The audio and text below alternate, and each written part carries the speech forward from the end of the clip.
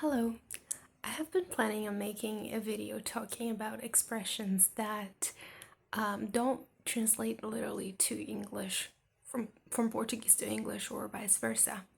And I figured today was the perfect day because I had a student ask me how to say never mind. The first impulse when we're speaking a language is to translate some things literally. And with expressions, it's a little bit different. So, since each country has their own particularities, we are gonna have some words or sentences that might not make sense.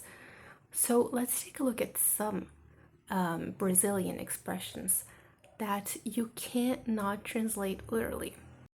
The first one I want to talk about is what about it? What about it?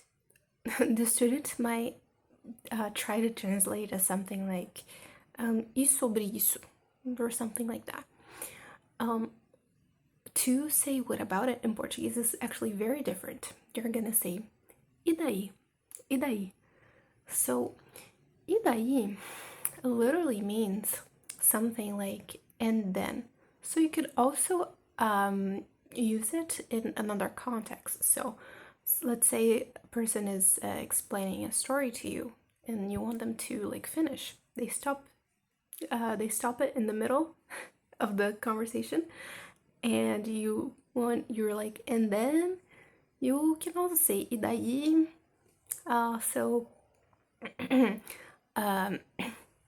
This would be the expression for what about it. Another expression that people commonly mistake when speaking is never again. This one is, I feel like it's way more used in Brazil than America.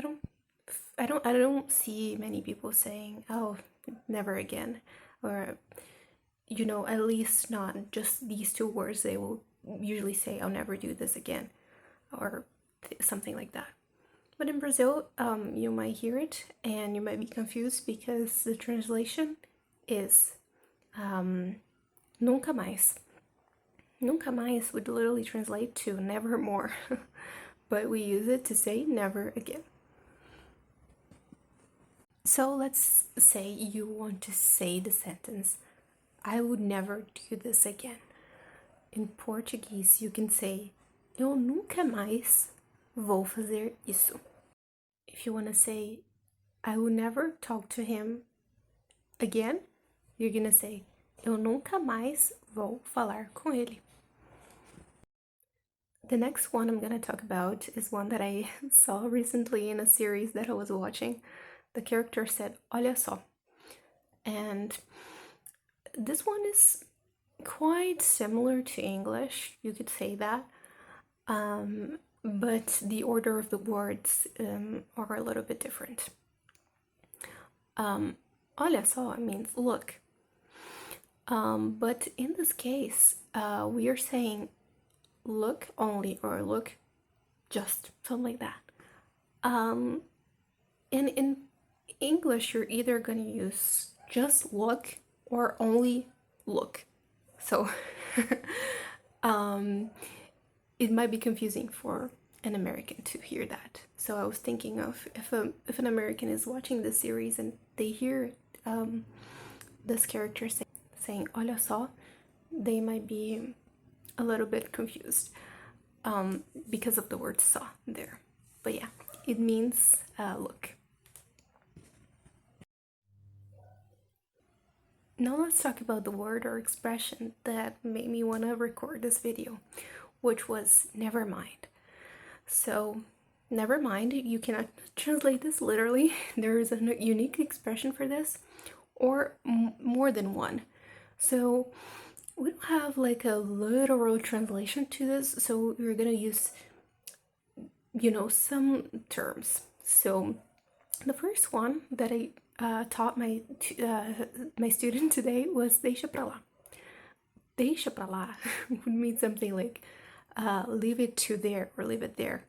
So I guess you could also use it in other contexts, like let it be, or Another way to say never mind would be something like deixa quieto. It's similar to the first one that we just saw. It would mean literally leave it quiet or something like that, but it means something like never mind. Another way to say never mind would be esquece. Esquece. That literally means forget it. So you could also use this when you want to say, oh, forget it. Forget it, esquece. But since never mind and forget it, depending on the context, they might have like a similar meaning. We can also use esquece. The next expression is gonna be nothing to do with. Nothing to do with in Portuguese is nada a ver. That would mean something literally translating to nothing to see. But yeah, it means nothing to do with something. So like, let's say you want to say you have nothing to do with her, as in like you don't have any similarities with this person. You don't look like this person. You're gonna say você não tem nada a ver com ela. We could also talk about how to say what does this have to do with anything, something like that. We could still use something like that. So it's gonna be o que isso tem a ver com something. So in this example, let's think about a sentence. Let's say you want to say, what does this have to do with my job? You're gonna say, o que isso tem a ver com meu trabalho? Next one I want to talk about is whatever. In Portuguese, we're gonna say tanto faz. In this case, I'm not even gonna talk about the literal translation because I don't even think that I can do a translation of this, but this is it. It's quite simple and very used. And the last one I want to talk about is I don't care. If you know a little bit about Portuguese, you probably know that there is a very similar translation, which is eu não me importo, which literally means I don't care. But there is another way that we Brazilians say that same phrase, which is an expression, and you might look at it and you might be a little confused with what does that mean. And the expression is tô nem aí.